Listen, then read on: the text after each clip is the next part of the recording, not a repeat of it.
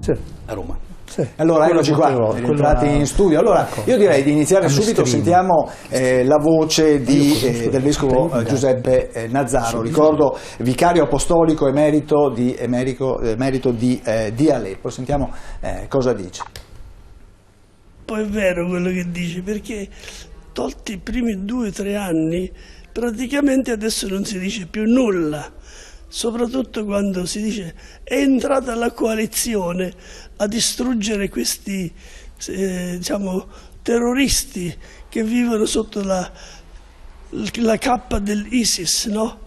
E invece si continua a morire, si continua a soffrire, anche perché l'Occidente, che non ha mai capito quella situazione, continua a imporre sanzioni. E allora dove vuole arrivare l'Occidente, dico io? Conosce quei popoli, conosce quelle regioni, conosce quella psicologia di questi popoli, conosce che cosa credono loro?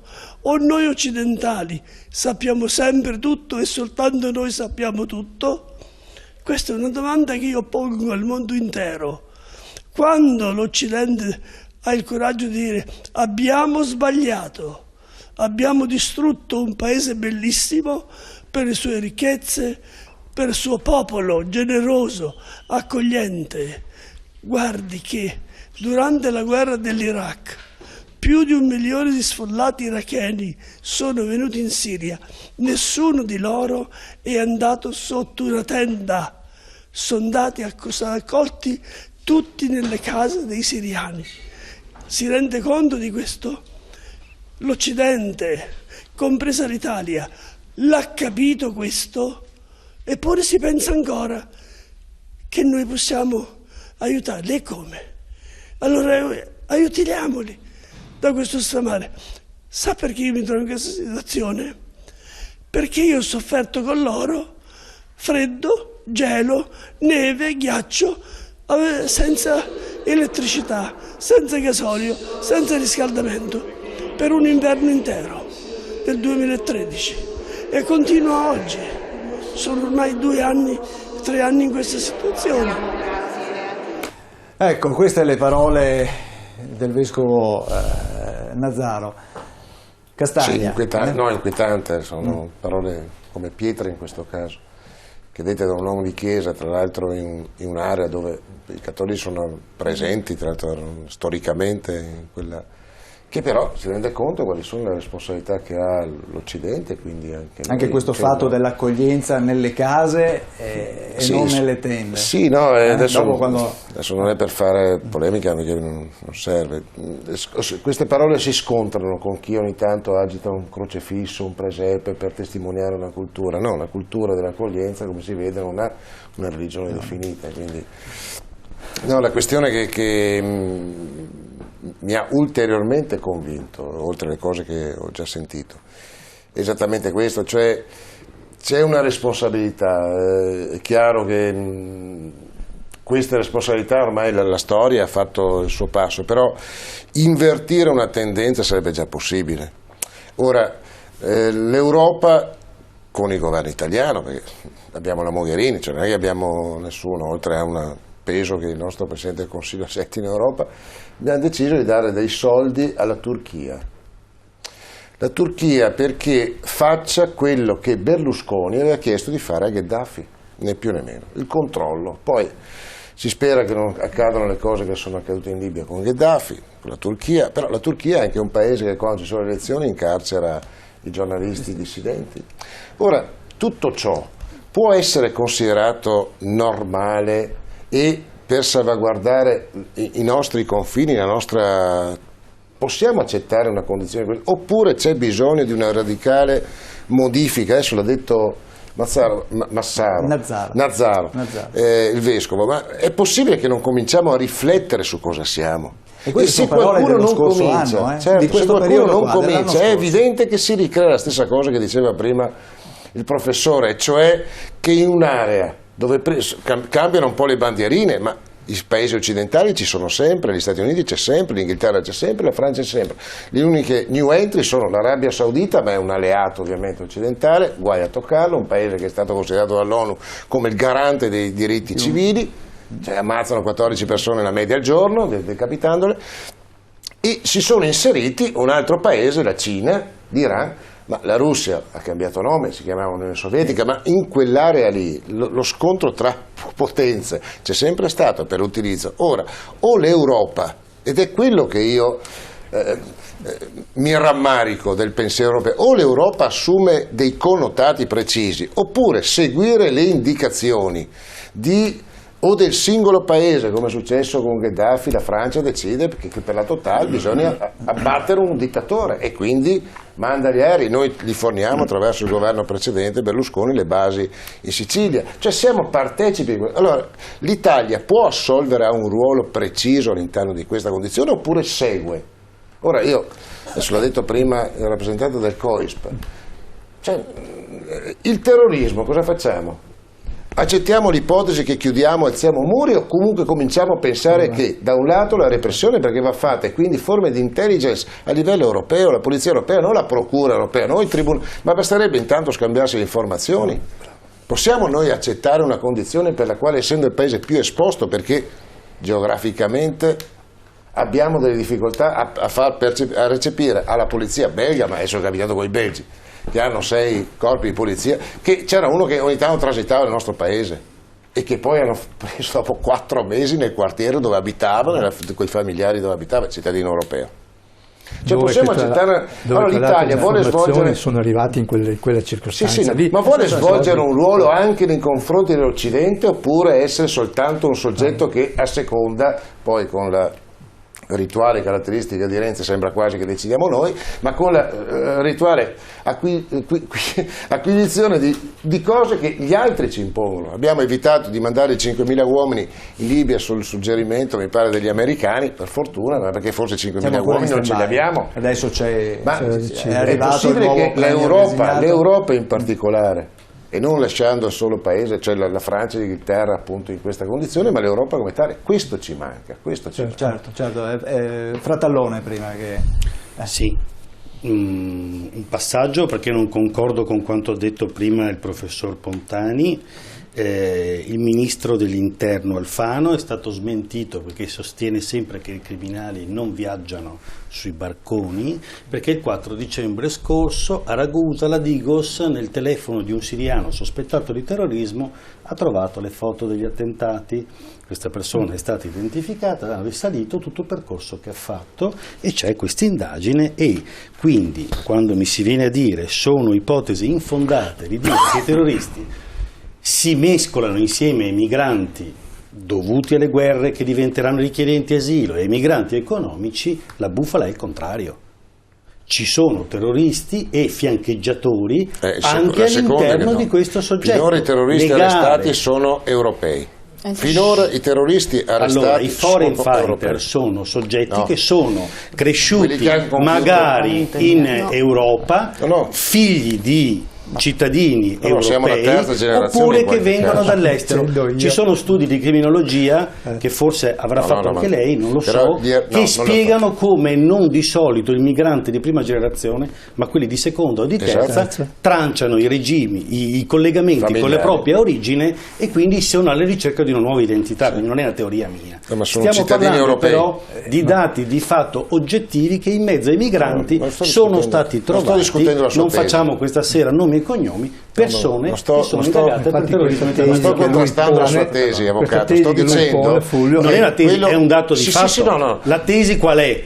Non è vero che ce li abbiamo in città e sono solo persone nostre. No, finora esiste un rapporto di mescolanza. Quelli che hanno compiuto gli attentati provato godevano di appoggi perché tutti i cittadini la che domanda c'erano... sono cittadini europei?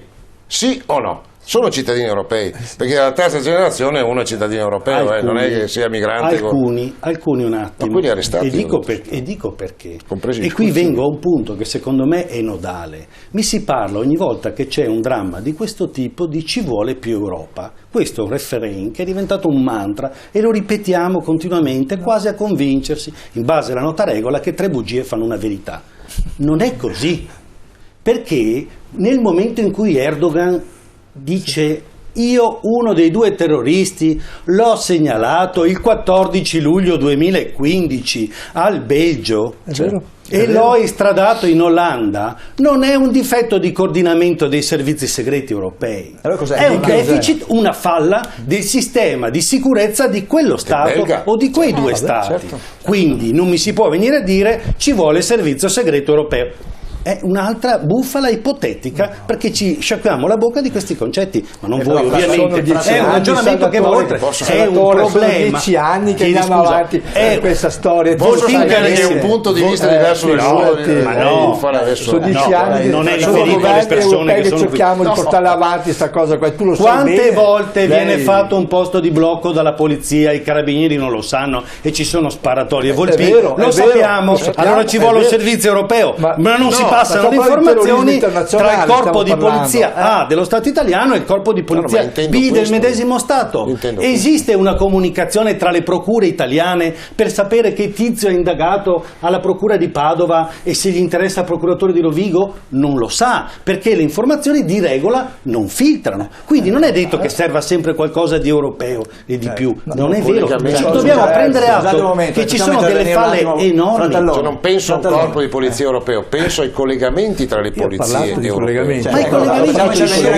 Abbiamo un tecnico. Ho parlato di collegamenti in effetti, perché io sono d'accordo con te, Salvatore, che tantissime volte la sparatoria la conosciamo 2 ore dopo, tra un posto di blocco e l'altro. Uno dei 2 kamikaze, Khalid, era stato segnalato dall'Interpol come allarme rosso a tutti i corpi di polizia europeo, non l'ha infermato nessuno. Ecco, fratellone, sentiamo secondo voi che cosa è successo. Adesso cosa è successo? È una falla del sistema, non è che ci vuole semplicemente, Salvatore, scusami, io ripeto ancora una volta, perché sono fermamente convinto, ma perché lo portiamo avanti da sempre questa teoria. Le informazioni, effettivamente, di situazioni di informazione, sono più di 10 anni che si sta chiedendo a livello europeo effettivamente una base, un'intelligence, questo è quello che intendo, per poter deviare, per poter diramare in tutte le possibili le informazioni in tempo reale. È quello che manca in questo momento, non c'è inutile ce la vediamo, perché anche i servizi nostri segreti, e tu lo sai bene,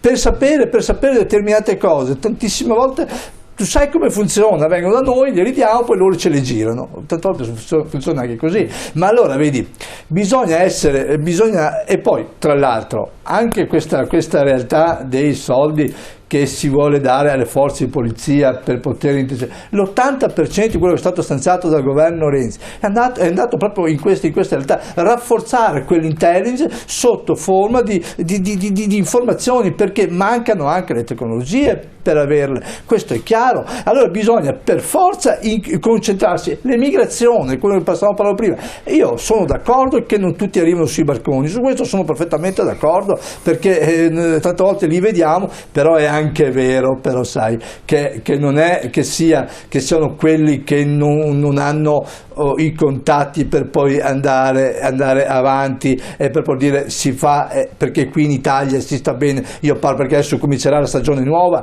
vediamo i flussi che arriveranno. Abbiamo visto in Sardegna i 700 prof, 699 quelli che erano, e soltanto 9 siamo riusciti a fotosegnalare. Fermati, bellissimo.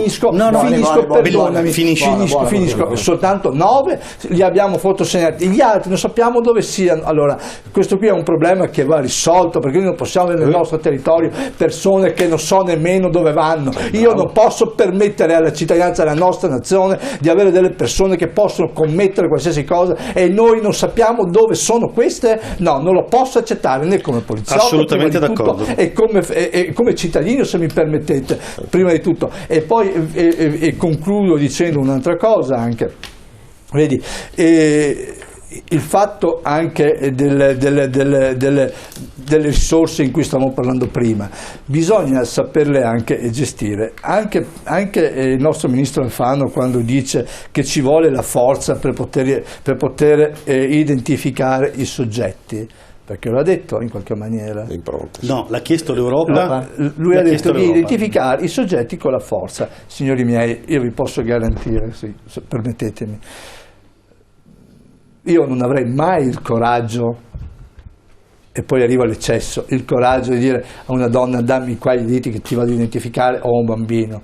Pensate se lo facciamo a un uomo, che questi qua non hanno regole, non le hanno perché non le conosco, non hanno modo perché non gliene frega niente, e lo vediamo i fatti di cronaca di tutti i giorni, se mi permetti.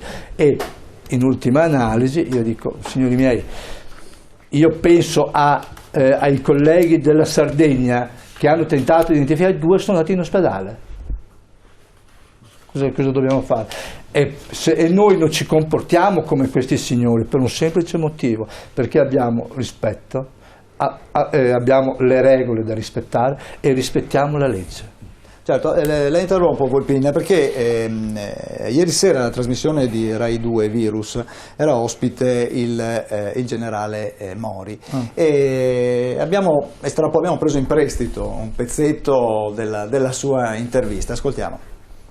Eccolo qua. L'Italia in questo momento è una delle vie di transito del terrorismo che soprattutto dalla Francia, dal Belgio, dalla Germania va e torna dai teatri del Medio Oriente, ma non possiamo dire che ci sono degli insediamenti in Italia. Il terrorista singolo, il lupo solitario può colpire dovunque e non c'è nulla da fare o poco da fare, ma un'organizzazione tipo un attacco come è stato quello del Bataclan ci vogliono 5 o 6 mesi di preparazione e ci vuole soprattutto un humus territoriale che ti sostenga. 5-6 mesi per preparare sicuramente sì. E anche di quello di Bruxelles ci vogliono? Ma certamente sì. Non si improvvisano? Non si improvvisano. Perché è successo il Bataclan? Perché perlomeno i francesi avevano sotto osservazione 5-6 mila persone, potenzialmente idonee a raggrupparsi in nuclei terroristici.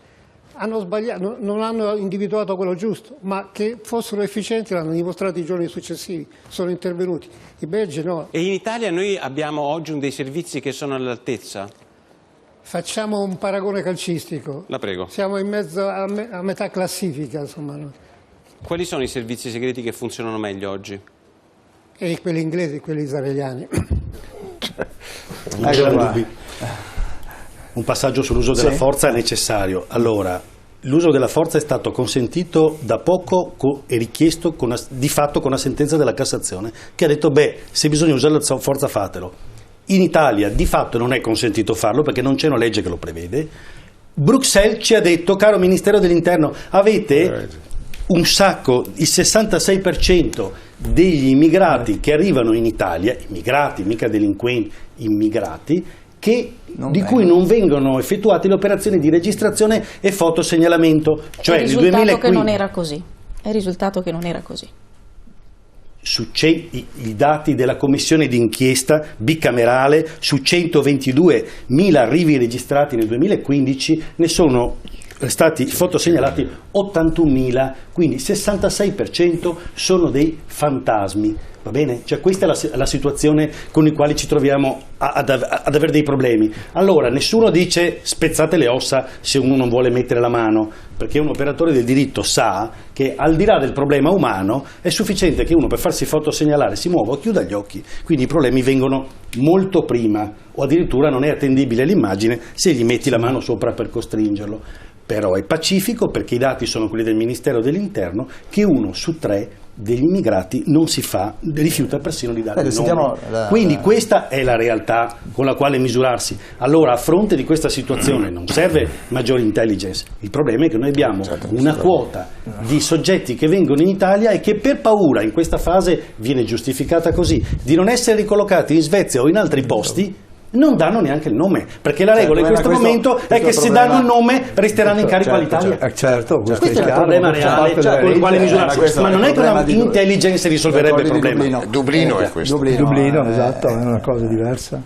Moretta. Sì, nel lavoro della commissione d'inchiesta alla Camera, della quale faccio parte, abbiamo ovviamente audito anche i responsabili nazionali della polizia scientifica, che sono quelle persone che quotidianamente, quando ci sono gli sbarchi di queste centinaia di persone che contemporaneamente approdano e alcuni con delle anche gravi situazioni di salute eccetera, che sbarcano sulle nostre coste, sono quelle persone che si trovano lì a dover dare un primo soccorso soccorso e a provvedere con la identificazione. Fotosegnalamento e identificazione sono due cose diverse e l'Italia dopo la Germania è il paese che fa maggiori identificazioni all'interno, diciamo, dei paesi che fanno da confine all'Europa, no? Appunto ci sono i confini interni, ma quello che viene chiamato il confine Schengen è il confine dell'Europa. Il nostro paese ha ricevuto dei richiami che poi si sono rivelati poi non così fondati. Le nostre forze di polizia stanno facendo un ottimo lavoro, lo stanno facendo con i mezzi che hanno a disposizione e con l'umanità che ci hanno raccontato in quelle occasioni, perché appunto gli operatori ci dicevano che al di là di una legge che gli consenta o meno di utilizzare la forza, si trovano di fronte a delle persone impaurite che hanno vissuto delle ore di viaggio strazianti, alcuni fanno 10-12 ore di viaggio uno sopra l'altro e non si sa se quello che sta sotto arriverà vivo o meno allo sbarco. Sono persone che non sanno che futuro avranno e le forze dell'ordine che lavorano in quei luoghi sono anche preparate da un punto di vista di assistenza psicologica per spiegare a queste persone che in quel caso l'identificazione non è un condizionamento al loro futuro. Quindi da questo punto di vista io vorrei anche riportare la voce di chi lì opera e che non si è lamentato di non poter usare la forza, ma che invece dice forse abbiamo bisogno di maggiori supporti, di un clima diverso nel quale fare un lavoro che non è assolutamente una cosa meccanica. Io ci terrei anche a ricordare su quella questione appunto spesso della sovrapposizione, come dicevo all'inizio, tra immigrazione e terrorismo, cosa che io assolutamente rifiuto e che non ci sono dati che dimostrino che i due fenomeni siano correlati. È chiaro che il flusso migratorio può essere utilizzato come lo dico per i telespettatori che ascoltano. Ho detto che in mezzo ai migranti è un dato oggettivo che ci sono stati dei terroristi. Dopo sentiamo anche Pontani. I terroristi che partono in maniera organizzata da qualche altro paese per andare a fare un attentato, di certo, diciamo, dalle organizzazioni non vengono messi in dei barconi con il rischio che non arrivino a destinazione. Certo. Dico invece che può essere che ci siano persone di seconda o terza generazione oppure che sono regolarmente residenti in un paese, che sono arrivati anni fa con il barcone quando scappavano da situazioni di difficoltà e che oggi possono essere degli arruolati per questo tipo di azioni. Dobbiamo anche considerare quando magari a qualcuno può sembrare un discorso leggero, ma quando il Premier Renzi dice per ogni euro di polizia bisogna spendere un euro per la rigenerazione, per gli interventi nelle periferie urbane, non è proprio una cavolata, ma ha un senso, il senso che dove si creano nelle cinture delle città delle situazioni di ghetto o delle situazioni di disagio e di povertà, è molto più facile che in quelle situazioni l'ISIS possa rappresentare una via di fuga per qualcuno che è in una situazione di disperazione e quella persona magari qualche anno fa arrivò con il barcone. Certo.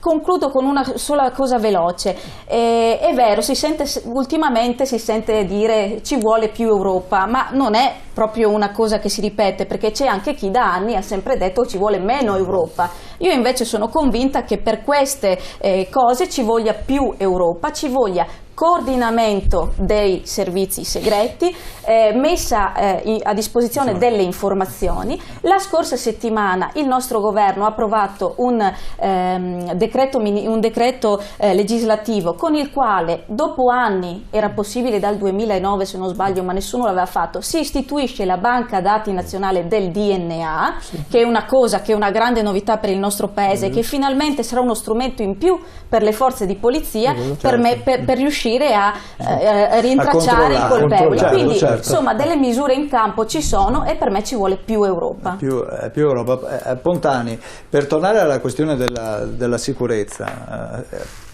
una sicurezza possibile. Sono un po' atterrito dalle cose che ho sentito questa sera, nel senso che francamente è una retorica che mi atterrisce ma non mi sorprende. Frequentando per varie ragioni la Francia, so che in quel paese è molto frequente la retorica del Front National, è una retorica che prende molto perché semplifica i fenomeni in una maniera molto semplice, dice questi arrivano, sono sostanzialmente tutti dei potenziali terroristi. Ci sono molti partiti anche in Italia che hanno questa visione delle cose. Io penso senso, al di là del fatto che mi pare che Salah Abdeslam, quando è passato da queste parti, sia andato al Marriott e sia arrivato in aereo all'aeroporto di Treviso, quindi non mi sembra esattamente che sia arrivato su un barcone, ma comunque... No, Maccabi. Non l'ha detto nessuno. Non Abdeslam. L'altro, Maccabi, sì, il figlio compare lì.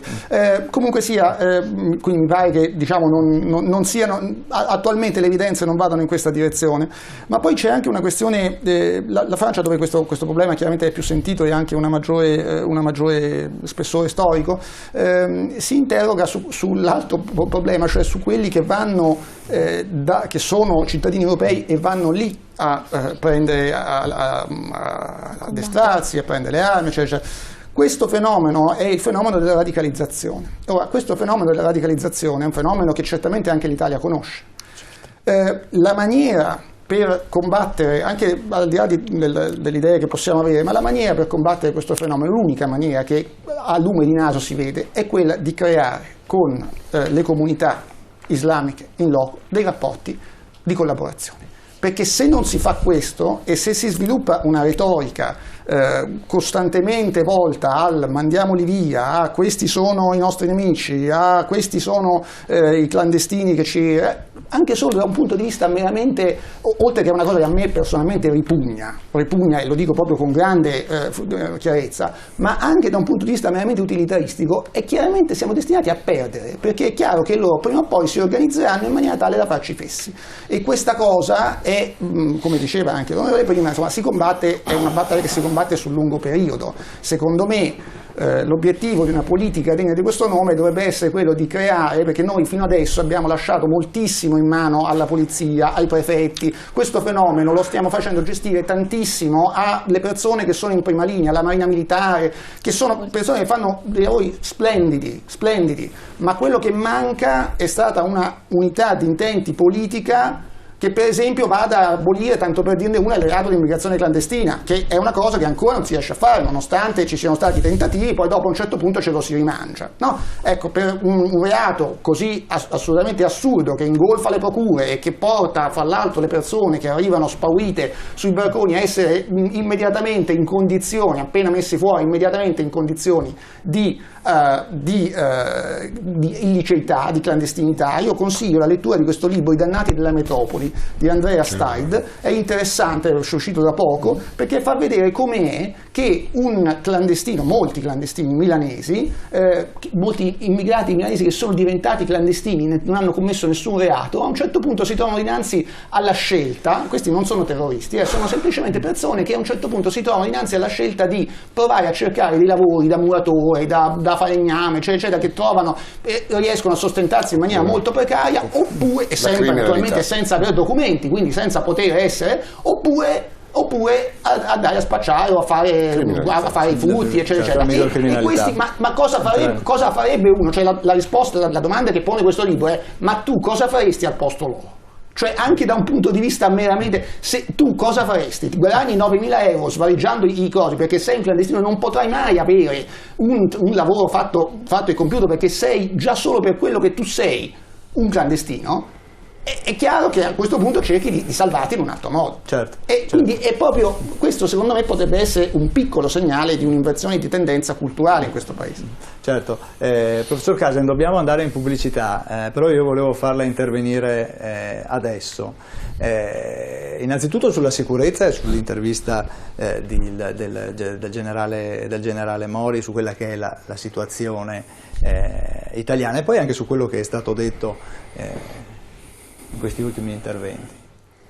Ma io credo che ci sia ci sono varie visioni del fenomeno. Se lo vediamo da vicino, per esempio l'identità, riuscire a identificare l'immigrato, abbiamo le problematiche che abbiamo tutti i giorni. Cioè quello che si rifiuta, la madre che tiene stretti i figli perché non vuole essere identificata. A parte che il sistema di identificazione oggi è fattibile perché abbiamo una tecnologia talmente avanzata per cui anche se uno vuole lo identifico, gli porto via il DNA e tutto il resto e lo schedo, dopodiché ognuno si arrangia. La tecnologia c'è, il problema è che la tecnologia non viene fornita ai funzionari che sono addetti a fare questo lavoro, ma questo fa parte di una cialtroneria che non è prettamente italiana, è anche olandese. Poi sugli olandesi ho dei grossi dubbi, conoscendo la storia da Goffredo di Buglione in poi, ho grossi dubbi sulla sincerità degli olandesi. Talvolta fanno le cose e poi fanno finta di non saperle, o le sanno in ritardo, no? Per cui prodest, e purtroppo Cicerone è sempre molto saggio in questa frase. Poi c'è la visione un po' più alta, cioè il fenomeno come avviene, quindi non è solo l'accoglienza dell'Italia, ma l'accoglienza nell'ambito di un contesto europeo o dei paesi limitrofi. E allora abbiamo una visione un po' più complessa, perché la gente si muove in una certa maniera, c'è chi cerca di trovare il ricongiungimento presso altri paesi dove magari il genitore o il fratello ha già trovato una sua collocazione, e questo naturalmente è una cosa molto positiva. Ripeto, queste persone che scappano dalle loro case, che sono state bombardate in buona parte dagli occidentali, russi, americani, francesi, inglesi, noi perché non possiamo farlo, sono persone per bene. Allora, io sono stato varie volte, per esempio, in Turchia, in tempi non sospetti. Il primo viaggio che ho fatto in Turchia era del 1967. Era un paese splendido. Potevi lasciare una cosa fuori e la ritrovavi il giorno dopo. Un'accoglienza unica. Oggi non è concepibile questa cosa. Cioè, miei compagni all'epoca, miei compagni di università, che hanno preso la Lambretta e hanno attraversato tutta la Jugoslavia, la Bulgaria, la Turchia, la Siria, sono andati fino in Pakistan. Il professor Ermanno Ancona forse mi sta ascoltando, ed è tornato indietro. Non è successo niente, dormivano per la strada su una tendina. Ma perché avevano la Lambretta, con la Vespa non sarebbe accaduto così? Probabilmente sì. Allora, questa è la civiltà di 50 anni fa.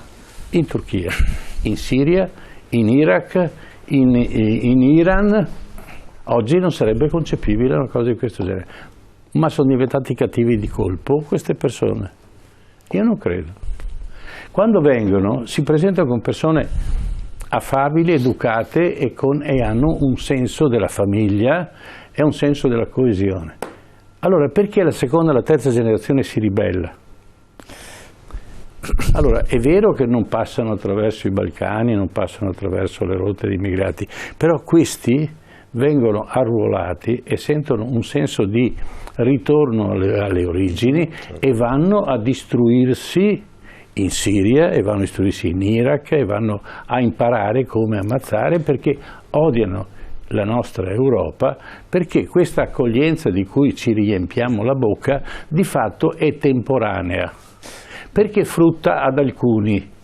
Quando smette di fruttare ad alcuni, allora quella non è più accoglienza, sono degli sbandati all'interno di un sistema che non li accoglie. Perché, scusate, se noi oggi riusciamo a mangiare i pomodorini, io credo che ci sia una montagna di negri nei paesi nell'Italia del Sud che come schiavi raccolgono queste cose, e noi ci cibiamo giustamente di un raccolto italiano. Se fosse un italiano a raccogliere i pomodorini costerebbero 20 euro al chilo, perché purtroppo questa è la seconda faccia dell'accoglienza, lo schiavismo. Allora domandiamoci se siamo in grado veramente di accogliere, se no tiriamoci giù la maschera, abbiamo bisogno di schiavi e questo ci giova. Questa è la problematica. Seconda cosa, vedendo le cose a un livello un po' più alto, allora si riesce a vedere il panorama un po' più esteso. Io sono convinto di un principio, che a breve termine vince il forte, cioè chi ha la forza, perché la battaglia la vince chi è armato. Alla lunga vince il debole. L'abbiamo, se voi fate una panoramica della storia, cominciando per esempio dal cristianesimo, siamo passati dalla persecuzione dei cristiani alla rivolta dei cristiani, alla presa del potere dei cristiani e alla persecuzione dei loro avversari religiosi. E così vale per molte altre situazioni. Il debole alla fine ha la forza perché il ricco si indebolisce della sua ricchezza e alla fine il sistema tende a crollare a lungo termine. Certamente non è una visione a pochi anni, bisogna vedere nei prossimi 20, 30, 40 anni cosa succederà. Vi do solo una percentuale di cristiani che professano il cristianesimo in Francia sono circa 5 milioni e qualche cosa, no? Di musulmani in Francia ce ne sono 6 milioni e mezzo. Le chiese cristiane sono abbandonate e chiuse. I musulmani creano dei problemi di ingorgo stradale quando arriva l'ora della preghiera, perché fermano la macchina anche in terza fila, pregano perché questa è la loro tradizione, poi rimontano in macchina e se ne vanno.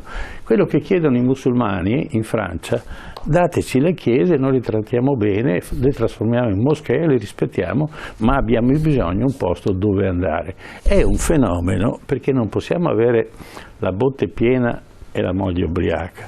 Noi abbiamo necessità di accogliere questa gente, ma con le loro usi, costumi e abitudini, e non possiamo dire tu non sei nessuno perché comando io, qui sono a casa mia, perché alla terza generazione succede questo.